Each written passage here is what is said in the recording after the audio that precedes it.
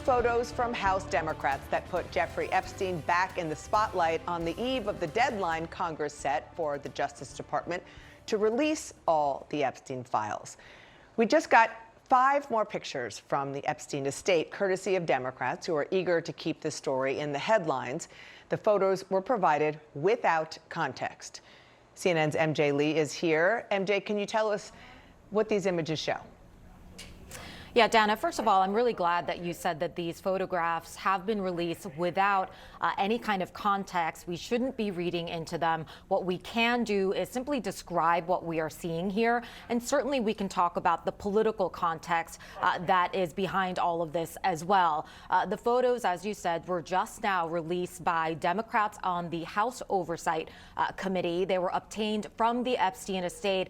And committee Democrats also are saying that they were received without the context. So it's not as though they are holding back context that they otherwise have from the estate. So here are the 5 new photographs. First, we have, if you see up there on the screen, a woman's foot with a quote from Lolita. This is a novel about a man's sexual obsession with a 12-year-old girl. You see in the background there the actual book itself. And then we have a photo that appears to be a series of text messages sent by somebody, and again, we don't know who, discussing, quote, sending girls. Let me just read some of these texts. I don't know, try to send someone else. One text says, I have a friend, Scout. She sent me some girls today, but she asks $1,000 per girl. I will send you girls now. Maybe someone will be good for Jay. Don't know who Jay is. Redacted information, I think we are seeing as well about this girl, presumably, including age and height measurements. The next photo is what appears to be a Ukrainian woman's passport. No context there, of course, about who this person might be. And then we have 2 photos, one of philosopher Noam Chomsky on a plane with Epstein, and then Bill Gates posing for a photograph with a woman, but the woman's face has been redacted by the House Democrats. They've been doing this to, they say, to make sure that they are protecting the identities of potential Epstein victims. And I should just be careful to note that Gates has previously said that he regrets meeting with Epstein, whereas Chomsky has previously declined CNN's request for comment. So, Dana, there's nothing here that explicitly seems to sort of depict any kind of sexual misconduct. But again, without any kind of proper context, we have no idea what these text messages are supposed to suggest, what the significance of these images might be. But as you say, you know, this has been sort of a pattern that we have seen from House Democrats, sort of a slow rolling release of small batches at times of information that they have gotten from the Epstein estate. And Republicans on the committee have certainly accused Democrats of cherry picking certain information to release a little bit at a time for political reasons. And I do think it is an important question to sort of ask what the service might be that Democrats think they are serving by doing this in this manner when they could be releasing perhaps everything at the same time, or maybe waiting until we do have the context so we can understand what exactly we are seeing here.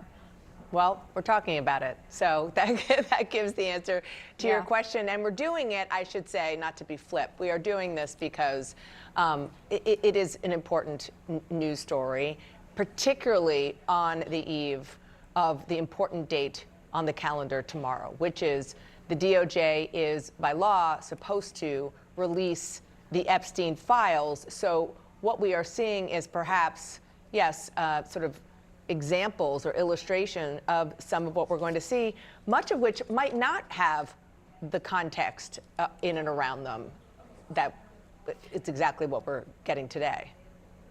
Yeah, that's right. And, you know, it's not as though there is some public rollout plan that we've gotten from the Justice Department about how tomorrow might go if these files end up being released tomorrow to begin with. But we do generally expect that whenever these files are released by the Justice Department, it will be broader in scope than anything else that we have seen so far. I mean, we are talking about years and years of information that the DOJ might have access to, but we don't don't know, for example, Dana, what kinds of redactions are being made. You know, I've spoken to Epstein survivors who have said they've not been contacted in any way by the DOJ. Lawyers for them have said, you know, some of us have been contacted, others have not, to discuss redactions.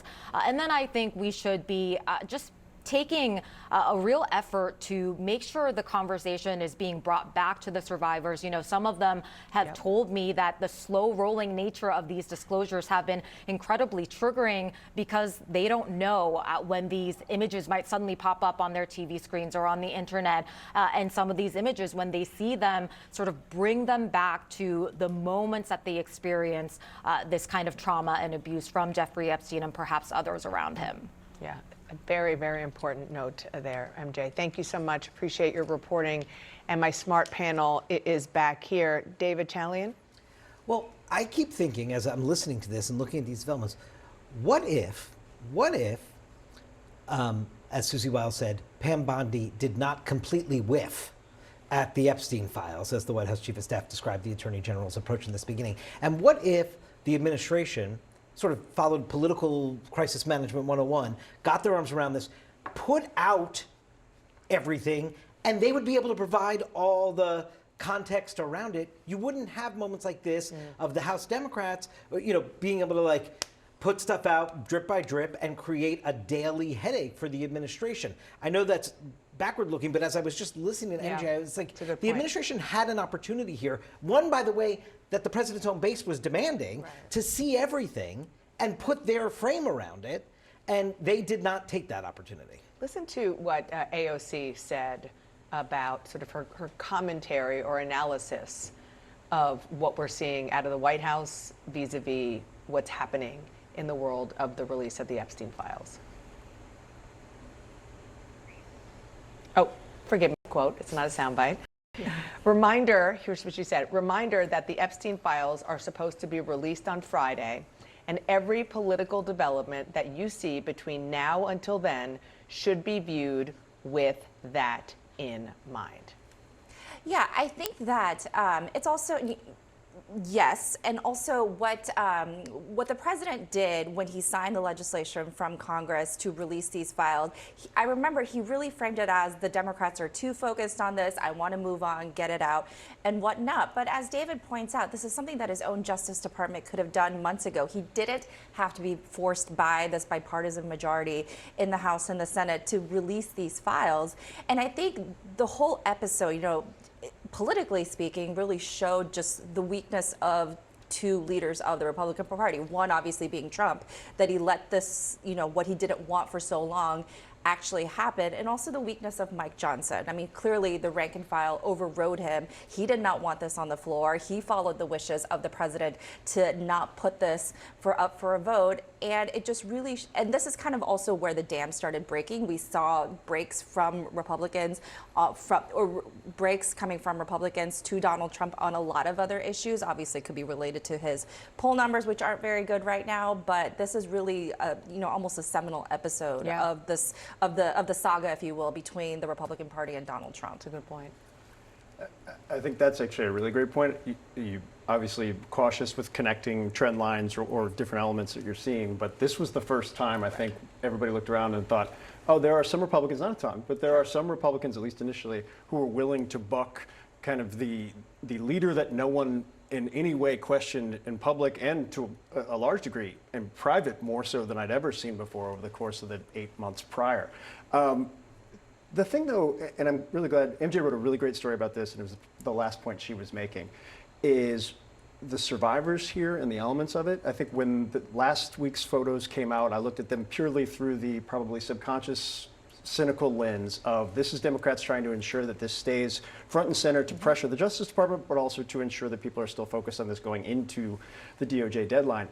And MJ's great story, and what she was talking about, and what I'd heard from Epstein survivors last week was the triggering nature of it, the personal nature of it, the visceral nature of photos, seeing places in the backgrounds of photos where they had been or people that they had been connected to, and the importance of remembering what underpins all of this, which I think has probably never been shown better than those text messages that MJ just read through, which are disgusting and inhumane. Yeah, absolutely.